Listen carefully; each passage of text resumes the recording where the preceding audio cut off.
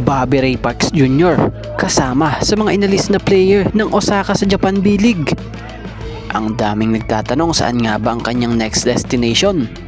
So wag na nga nating patagalin pa, tara at atin ang talakayin agad yan.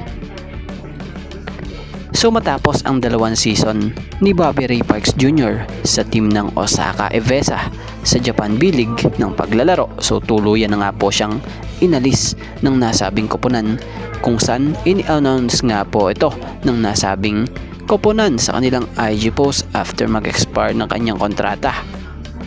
So matatanda ang lumahok si Bobby Ray Parks Jr. sa Osaka noong 2024 matapos ang paglalaro nito ng 3 taon sa Nagoya Diamond Dolphins. So sa naging pananatili nga nito kasama ng team ng Osaka Evesa, siya nga ay naging top Asian import sa liga.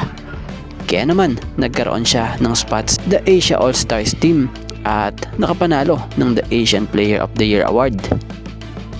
So base sa naging farewell message ni Parks Jr. sa team ng Osaka Evesa at sa mga fans, pinaramdam nga nito ang pasasalamat niya sa Osaka community.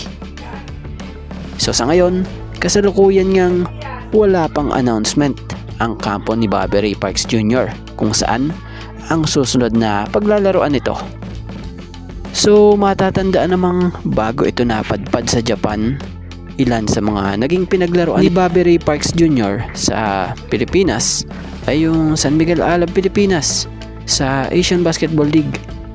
Sa PBA naman sa Blackwater at sa TNT Tropang 5G. At siya nga pala, naging bahagi rin ito ng Gilas Pilipinas National Team. So kaya naman, panigurado ngayon marami ang mag-aabang sa mga susunod na plano nitong si Bobby Ray Parks Jr. So ano opinion nyo? Sa tingin nyo ba magbabalik PBA na siya? Or mananatili sa Japan B-League para sa ibang koponan? Or sa ibang liga, sa ibang bansa? So abangan natin ang mga susunod na magiging hakbang ni Bobby Ray Parks Jr.